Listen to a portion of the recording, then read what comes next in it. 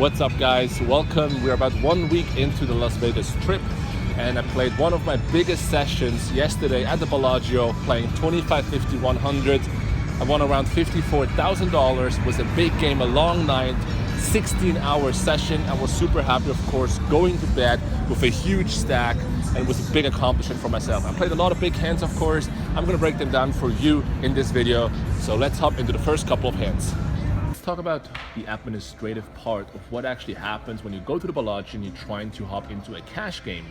Now, in terms of Pot Limit Omaha, the games that are spread start at 25.50 and higher. And if you want to play lower than that, then you want to go to the area, basically, because they are sort of like working together. They spread the lower games at the area when it comes to PLO and the higher games at the Bellagio.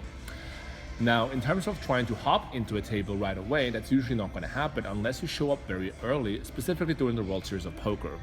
So when you show up at noon or 1 p.m., 2 p.m., you probably find yourself a seat or on top of the waiting list. I usually show up a little bit later and go into those really long night sessions, basically, but it also means that I have to wait more time, usually around 60 minutes to 2 hours, and that's only because I hop onto multiple waiting lists. So I have the luxury to play multiple stakes, 25, 50, 50, 100, and 100, 200, and that gives me the chance to be on multiple waiting lists, of course, and then hop into the game, find the game quite quickly. Now, because of that also, I don't really have control over what kind of game I'm actually hopping in. And I would generally recommend when you are making your sessions to make them really long, because that way you can see what kind of games are forming and building, what kind of stakes might be interesting to you, and you can change the tables that you're sitting at in order to be at a softer game. It's also very common, although not very sort of like rational sometimes for people to understand, that the higher games are very often even softer, because if you think about rich businessmen, recreational players, they usually like to play as high as possible. They don't mind sitting there with $100,000 because they want to gamble big time. So because of that, it's very common that the 100, 200 game, for example, usually forms around pretty soft games, and therefore you want to be around and see when the game opens up. So in this night, I find myself getting a seat at a 50-100 table, which was great because the two guys to my left are recreational players, and they were casually sitting there with around $150,000, and the other guy was sitting with around $60,000. And here's the thing, guys, I see some comments in the YouTube section, of course, of people, agonizing whether to call them recreational players or not. When people have millions of dollars, like, they are not stupid. They understand that they're here for the gamble and that they are an underdog. They like the competition. They made so much money that they don't really care about losing $10,000 or $100,000, basically. And they understand that when they play against people that are 30 years younger than them, that those guys are pros and they want to battle against the pros. And trying to be deceptive or trying to not call it by the name is just unrealistic. They know they're the recreational businessmen and we are the pros and we're competing against each other. So I got a couple of recreational players here sitting to my left. They are very deep stacked, and usually what happens, specifically when they sit to my left, is that a lot of guys are going to try to play pots with them deep stacked. Now, they're sitting deep as well, so they're sitting $150,000 deep, $60,000 deep. So what will happen is they will either limp or raise, and they get 3-bet or cold called very often, or ISO raised. Basically, just people are going to open up their ranges to play as many hands as possible against the recreational players. Now, me sitting to the left of them, to the right of them, means that I want to play a short stack, trying to sneak in there, and once they get raised, I can come over the top, either from the big blind or I just open limp, and then they're trying to ISO the fish, but at the same time, they have to realize that I'm probably in the pot going for a limp raise or a limp call. So I think it's a good spot to hop into as a short stack. I sit down with $5,000. First hand is pretty uninteresting. Second hand already starts off kind of weird. So I'm sitting in the small blind and we're playing 50-100 still. And it gets folded to me, pretty unusual. I limp in, and in this situation, I'm holding 9-8, 7-5 single suited. Hand you could also open raise. At a shorter stack size, I prefer to just limp it in, as it is not very equity based. It's more sort of like a playability deceptive hand. If you get 3-bet, even called, usually an equity underdog, and therefore I like to just limp it in. My opponent bumps it up to 300, and I make the call. Now the flop comes very good, 8-8-3 with 2 clubs, and I flop trips. I check the flop, that's what I would do basically with my full range, and he bets $400. Great situation. I'll go ahead and call. I think raising here is fine too, but at this point I just want to keep him on the hook. Turn is a queen without bringing the flush. I check one more time, and now my opponent bets $900. This is an interesting spot because I can either go ahead and shove now, or almost shove, or go for the trap one more time. Now with my stronger 8s here, I like to go all in at this point because there's more value trying to stack another 8. With my weaker 8s, I want to find some balance and just call, and therefore be strong on certain runouts. I go ahead and call, and the river is a very nice card. It's the 9 without bringing the flush. So now I have a boat, I check one more time, intending to of course trap my opponent. My opponent bets 2,500. At this point, I'm shoving in the rest, I don't have much left. My opponent calls, and unfortunately, he shows up with Queen 8, and I'm stuck $5,000 right off the bat. In my next hand, I sit in the big blind holding Ace Queen 9-5 with Ace High Clubs. Again, I just rebought, so I have around $5,000, 50 big blinds. Everyone folds to the button, who's a rack, he opened it up to $300, small blind calls, and I'm gonna make the call here as well. Now the flop comes really favorable. Flop is Queen 5 deuce with 2 clubs, so I do flop top 2 pair and the nut flush draw. Around $5,000 deep, there's $900 in the middle. It goes check from the small blind, I go ahead and make the check too, and the button now bets $600. Small blind goes ahead and calls, and I have an easy raise / shove. I'm gonna go ahead and make it a pot size raise, and the button thinks a little bit about it, shoves it in as well, and the small blind is now in a painful spot. Thinks it through, puts the money in, they're both around $10,000 deep, I'm in for 5, we go all in 3-handed, and the hands that show up at the showdown are King King 6 deuce for the button, so he's holding an over pair and the second nut flush draw, so almost drawing that against me, and the small blind has Queen 8-8-5, so he's basically holding top 2 pair, and I'm free rolling him with my nut flush draw and better 2 pair outs. We run the board twice, and unfortunately I end up losing 2 times against kings by the button hitting a king 1 time and counterfeiting me to better 2 pair the second time. So very unfortunate situation, and I start off the session quite rough, but eventually it will turn around. So starting off in the hole here about $10,000, the table eventually breaks. It is a must move table, which means that the players are heading to the main table, and then sometimes the game gets really short-handed, so like 3-handed, even heads up, and people don't want to play, and the game breaks. Eventually though, I find a seat at a 2550 table. I sit down with $5,000. Now on 2550 the game is quite a bit different. There are more sort of like weak rags, and it pays off to buy in deep if you think you have an advantage. So buying for $5,000, sometimes I buy in deeper as well, depends a little bit on who's on my right. Now in this instance, the 2 guys to my right are around $5,000 deep as well.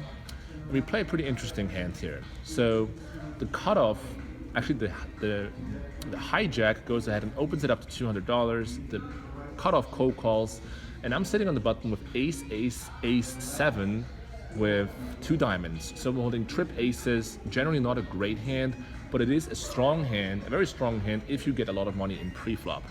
Now because I'm in position, because I also think there is some fold equity pre-flop, I go ahead and make it $800. Now it gets folded again to the hijack player.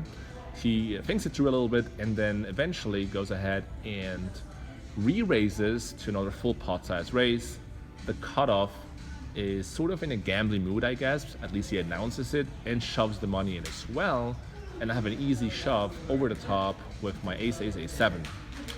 Now in this scenario, the board brings up Queen 5-3 with 2 diamonds, which is a great board. There's no showdown at this point. The turn is an ace, river's a deuce. We run it 1 time, I end up scooping a $15,000 pot, and finally I'm out of the hole, about breaking even, and I'm holding a pretty deep stack. Now about an hour later, I find a good spot at a 100-200 game, and I do sit down with around $10,000.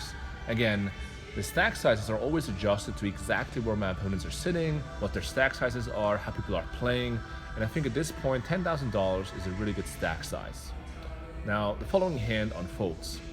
At this point I have around $9,500 left, and I'm in the big blind, $200, and I'm looking at King King 3-3 double suited.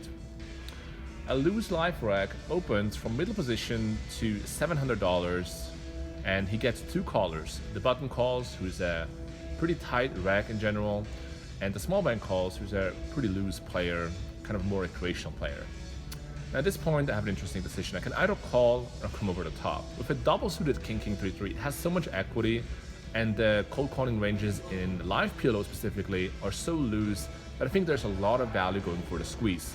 Either we can lower the SPR significantly, push a lot of equity, or we can even push people out and make their equity fold. In either scenario, I would really like to re-raise here.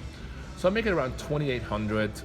And just as a side note, if the sizes that I'm using here in the video doesn't always add up perfectly, I mean, it's a live game. I have to sort of like recall the action or remind myself of it.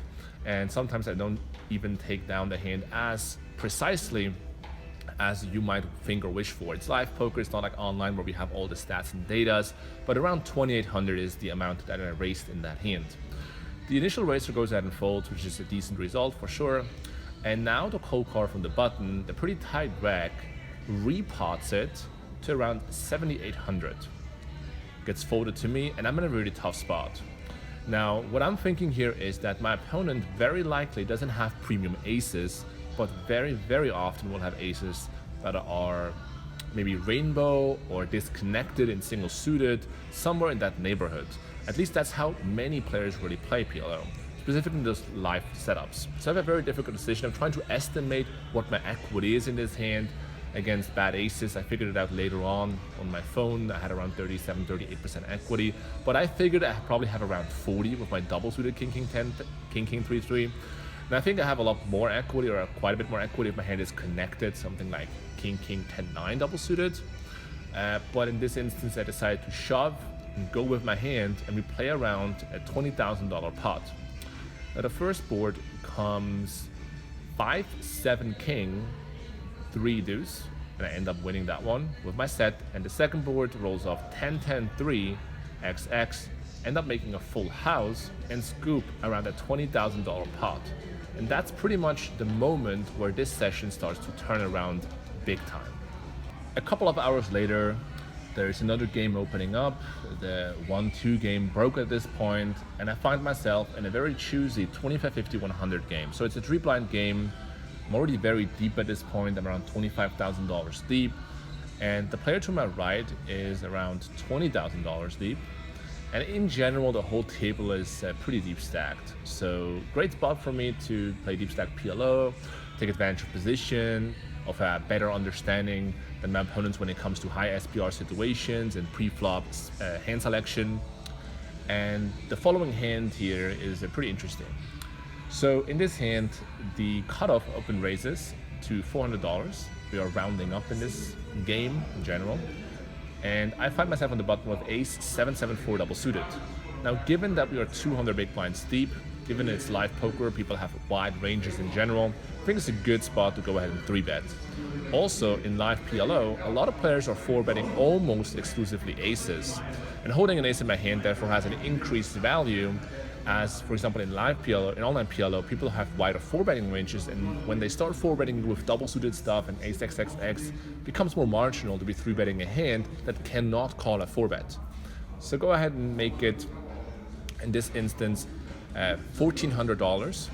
And to my surprise, the straddle, so again 25, 50, 100, who is sort of a tighter-ish recreational player, I would say, in around probably 30 years old, goes ahead and makes the call. And this is not as uncommon in live PLO, that people are just like looking down at a hand, they don't want to fold, even if it's already raised and re-raised, they come in for the call. So he goes and makes the call, the initial raiser calls as well, and the flop is really good. It is ace-7-4, and I flop middle set, blocking top set. Pretty big pot already. In this instance, the big blind, or the straddle more so, has around $10,000, and again, the initial opener around $20,000, I have around $25,000. It goes check, check, and I make a c-bet here of $2,500. And the reason I choose this sizing is because I think when someone flops an ace here, they will have a very hard time just folding to one c-bet.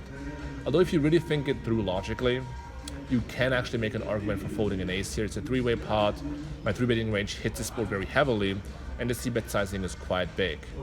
But as I already mentioned, live PLO is a little bit softer, and people have a hard time getting away here from something like top pair. So I make it 2,500, the straddle goes ahead and calls pretty quickly, and the initial opener folds. Turn is to deuce of diamonds, which now brings in a flush draw. My opponent leads into me for around $9,000, and he has in total around $10,000. So at this point, of course, I'm beat by a straight, but it's very unlikely that he has 5-3. Go ahead and shove. He makes the call, He's a little bit disappointed and not so happy about it. We run the board, and because I shoved, I have to show the hand first. The first turn card is a deuce, which gives me a boat, and the second one an ace, which gives me the nuts, full house as well. I table my hand, it's good. And from his expression, I can tell I didn't outdraw him. He doesn't have a straight at this point. He just has probably a hand like ace, king, queen, jack or so, and he was drawing that. So we scoop a really nice pot here, and we end up chipping up here. So that's pretty much it, guys. It was a very long session, between 16 and 18 hours. And here's the thing, if you are playing a great table, if you're winning consistently at that game, at this night, it means you want to stick there, you want to play long as you can, as long as you play your A or A minus game. And I felt really good at that table. I had a good handle on my opponents. And of course, because I won every hand, it also means that someone has to lose a lot of hands. And those are my opponents. It creeps into their minds, it nags on their confidence, it increases my confidence at the table, and they start becoming tilt or just in general less confident about playing hands against me. So I'm trying to really ride out the wave and use the momentum while I'm playing this cash game. But at some point I just couldn't do it anymore. I was too tired. I didn't felt good continuously playing. So I stopped at around 16 to 18 hour mark, ended up winning $54,000. Now, one thing I want to make sure to understand is when you play $10,000 or $20,000 deep, when you play 25-50 or 51 or 1-2, those are really big games, and the swings are definitely here. And that's specifically because there's so many players on the tables, people are cold-calling 3-bets, they play very loose, they stack off light. Variance is certainly a thing. So although this was a great session, I just want you and myself to remind us that, it's not going to happen like that all the time. And I'm going to be here in Vegas for 2 weeks. I'm going to keep you guys updated about all the sessions that I'm playing, even if I'm losing, because that's a really big part of actually being a professional poker player, to take the losses like a champion as you take the wins. So guys, that's from me for today. Hope you enjoyed this little hand breakdown of my currently biggest winning session here in Las Vegas, playing high stakes PLO. My name is Fernando, aka JNandez 87. We see you in the next one.